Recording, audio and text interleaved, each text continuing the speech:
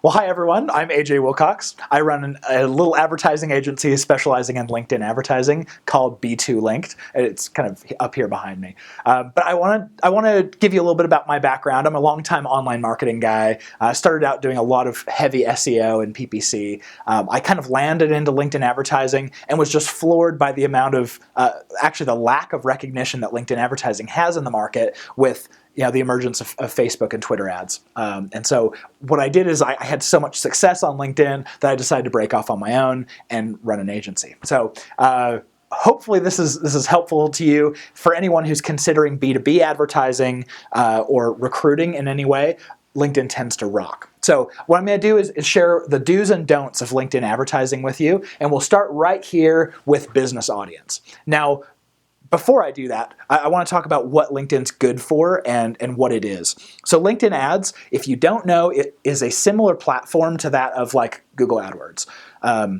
And so what that means is it's a self-service platform that anyone can get on, create your own ads, define who you want to show them to. If something's working, then you can crank the budget up. If something's not working, you can pause it. And so it's all this very controlled type of environment where you can set bids and budgets, similar to the other PPC types of channels that you've already used. So LinkedIn is really good for B2B advertising, and we'll talk about why. It's because of the audience. It's really good for recruiting, also because of how you can reach people.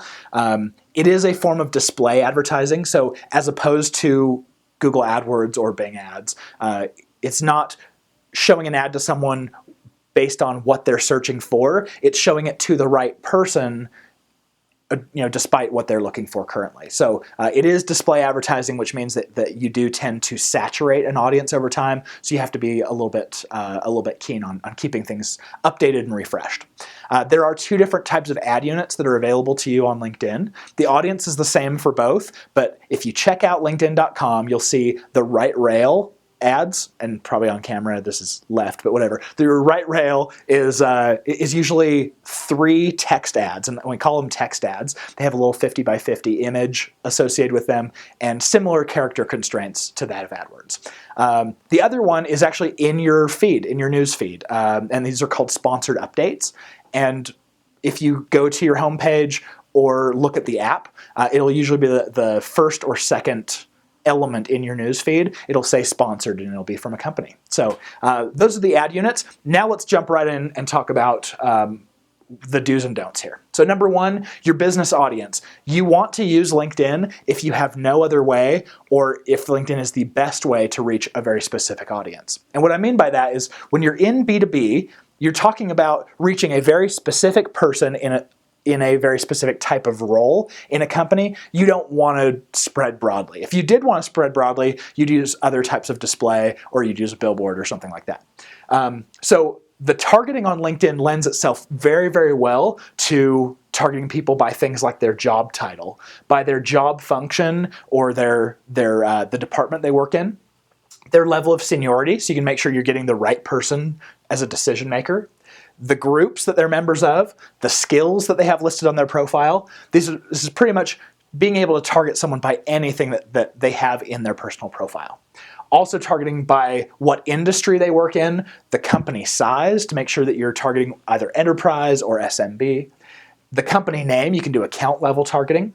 And also personal information like the college they attended or what degree they graduated from. So my very, very favorite part about LinkedIn is this concept of being able to reach anyone.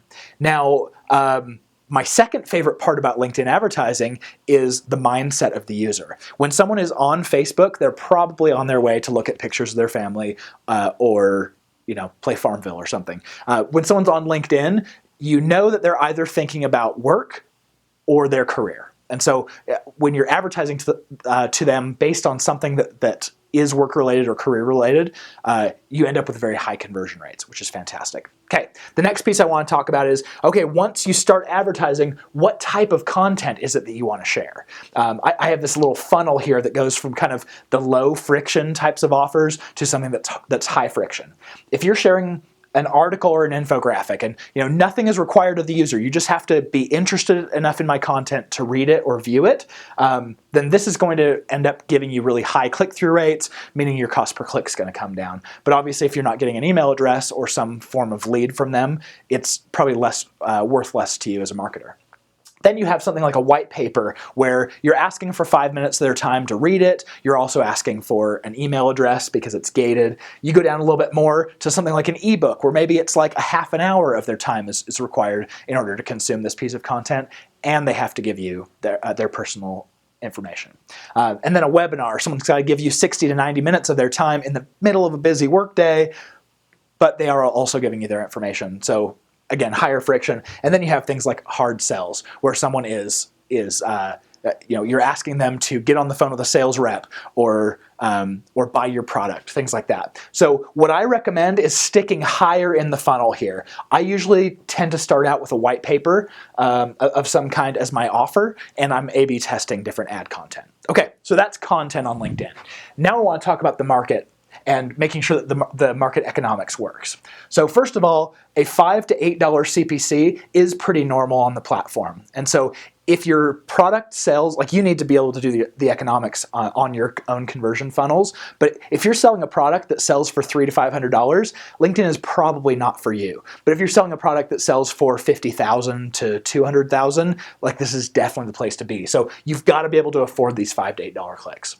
The lead quality is also extremely high on LinkedIn. So if you're running a consecutive funnel between Twitter ads, Facebook, AdWords, and Bing ads, you can cheat a little bit with LinkedIn because you know that the conversion rates are going to be quite a bit higher, and you'll actually end up paying less per closed deal and a higher ROI with LinkedIn than you do on the others, despite having a higher cost per click initially. And then just make sure that you're being smart about your economics. Like, you have to make sure that this works. Okay, my last trick or tip or whatever is you need to be tracking. Now, LinkedIn as a platform, it doesn't have even something so simple as conversion tracking. So when advertisers are on there, they're going, okay, well, I know how much I'm paying, I know how much traffic I'm getting, but I can't tell what conversions I'm getting. In that case, like, you need to be tracking. You will not be successful unless you are tracking. And so what I'm talking about is you can track down to the CPC within the platform, but then if you want to start tracking your cost per initial lead, like your form fill, you've got to have Google Analytics set up or some other way of tracking that lead. And then you need to be getting into your CRM's data. So if you're working with Salesforce, being able to calculate down to a cost per marketing qualified lead. Maybe this is like making sure that the lead is not duplicate in the system. And then a cost per sales accepted lead, which is maybe they've hopped on the phone with like an ADR or an SDR type of pre-sales person to verify that they are actually interested in having a conversation. Then your cost per sales accepted opportunity. Maybe this is the sales team dispositioning that lead as saying, hey, we have a real chance of closing this. And then a cost per close, cost per deal size, whatever that is, and then ROI. If you are able to track all the way down here, what you will find is there are certain audiences that you'll end up with a really high cost per lead, and you'll have other audiences that have a very low cost per lead. And so you'll know the high cost per lead ones or high cost per close or whatever you're tracking down to. You can pause those and let the most efficient pieces run. Okay, so I hope that's been extremely helpful for you. If you end up having any questions or run into any trouble with LinkedIn advertising, here's my contact information over here. So you can hit b2linked.com and just fill out the form. My name's AJ Wilcox, and you can reach me on Twitter at WilcoxAJ. Thanks.